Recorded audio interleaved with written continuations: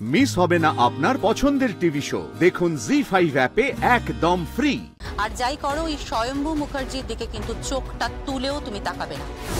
ওর সম্পর্কে আমার ভাই হয়, আর ওকে আমি রক্ষা করব, আর ওকে আমি রক্ষা করছি।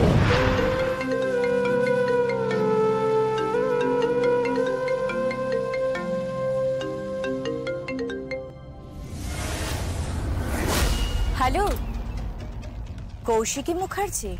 আমি চেক করলাম, তাতে দেখাচ্ছে আপনি কখন এয়ারপোর্টে ল্যান্ড করেছেন। তার মানে আপনি বেনারসে পা দিয়েছেন, তাই তো?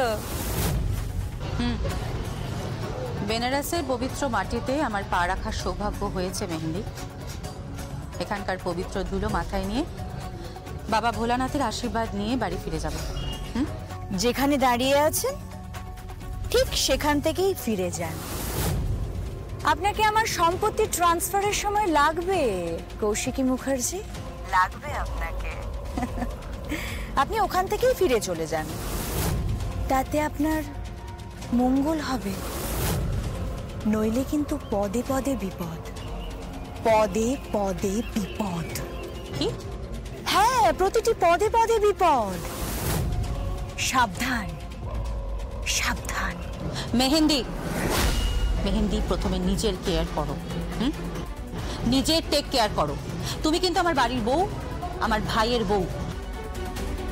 মেহেন্দি, আমি তোমাকে সতর্ক করছি, হ্যাঁ, এমন কোনো অপরাধমূলক কাজ তুমি এই দেবস্থানে করো না, তাহলে কিন্তু দেবাদিদেব মহাদেবও তোমাকে ক্ষমা করবেন না।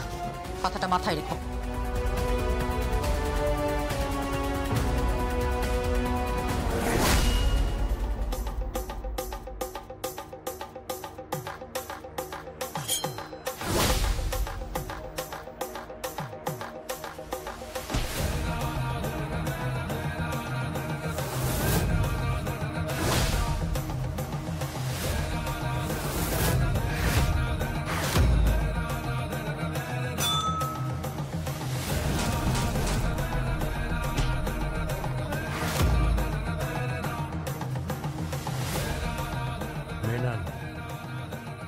না কলকাতায়, না কানপুর, না ব্যাঙ্গালোর, না বেনারস,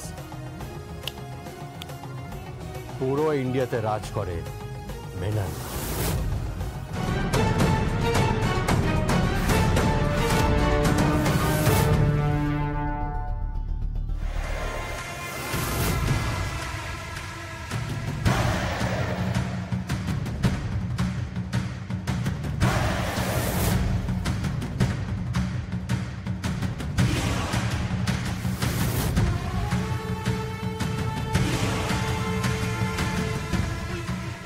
উত্তরবঙ্গের দেবু বেনারসেও কামাল করে দিয়ে যাবে।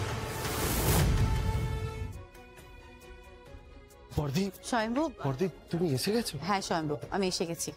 আমি একটু মন্দিরে পুজোটা দিয়ে এক্ষুনি আসছি। হ্যাঁ, আচ্ছা, বলছি কোনো বিপদ আপদ হয়নি তো? তা স্বয়ম্ভু, একদম চিন্তা করো না, কোনো বিপদ আপদ কিচ্ছু হয়নি। আমি পুজোটা দিয়ে আসছি। হ্যাঁ,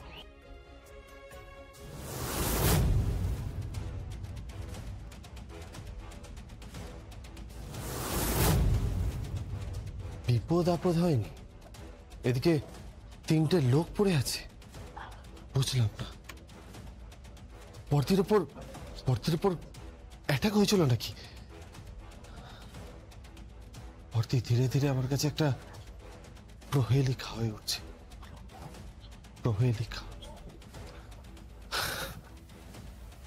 জগদ্ধাত্রী, আমি তোমাকে খুব মিস করছি, আর তোমার আইকিউকেও খুব মিস করছি।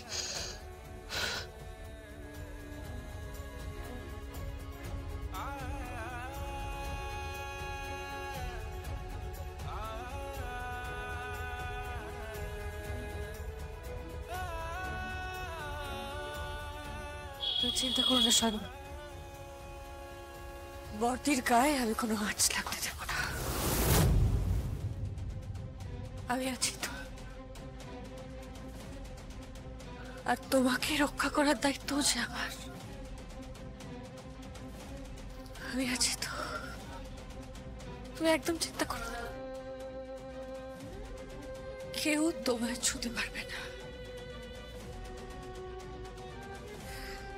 জয় শঙ্কর।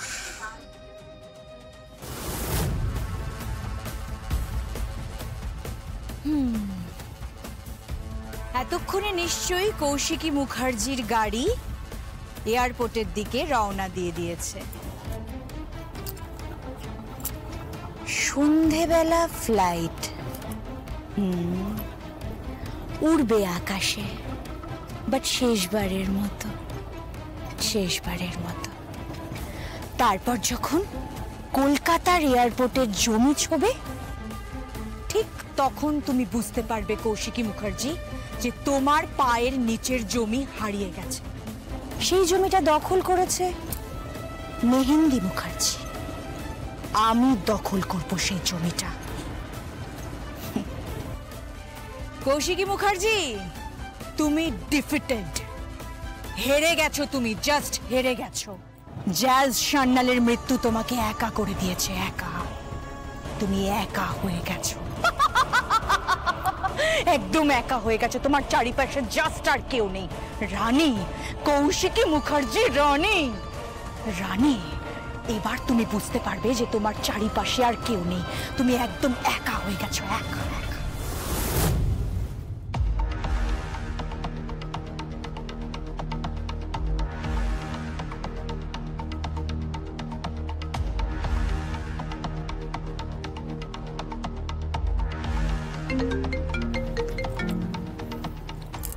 হ্যালো, হ্যাঁ মেহেন্দি, বলছি যে আমি তো কয়েকশো পা হেঁটে ফেলেছি, এখনো পর্যন্ত কিন্তু আমাকে কেউ ছুঁতেও পারেনি, আর কোনো বিপদ আপদও হয়নি। বুঝতে পেরেছো? মানে কি বলছেন কি আপনি? হ্যাঁ মেহেন্দি, স্বয়ং মহাদেবের আশীর্বাদ যার মাথার উপরে আছে, তাকে কে ছোবে? কে মারবে তাকে? আমি মহাদেবের চরণে আশ্রয় নিয়েছি। তুমি কি ভেবেছিলে বলো তো? আমি কলকাতায় না, মানে বিমানে উঠে পড়েছি, আমি কলকাতায় ফিরে গেছি, তাই তো? না মেহেন্দি, আমি এখনো ফিরিনি। আমি ফিরবো। কলকাতায় তো আমি ফিরবো, কিন্তু পুরো পরিবারকে সঙ্গে নিয়ে ফিরবো। পরিবার মানে? এই মানেটা আমি তোমাকে খুব ভালো করে পরে বুঝিয়ে দেবো। বুঝতে পেরেছো? তবে সাবধান মেহেন্দি, একটা কথা তোমায় বলে রাখি, আর যাই করো ওই স্বয়ম্ভু মুখার্জির দিকে কিন্তু চোখটা তুলেও তুমি তাকাবে না। ওর সম্পর্কে আমার ভাই হয়, আর ওকে আমি রক্ষা করবো, আর ওকে আমি রক্ষা করছি, আর তার সাথে রক্ষা করছি আরো দুজনকে। দুজন মানে কে কে? আছে আরো কেউ একজন তো আছেই, তার দর্শন তুমি খুব শিগগিরই পাবে। আর আছেন আমাদের সঙ্গে স্বয়ং বিশ্বেশ্বর, শিব শম্ভু।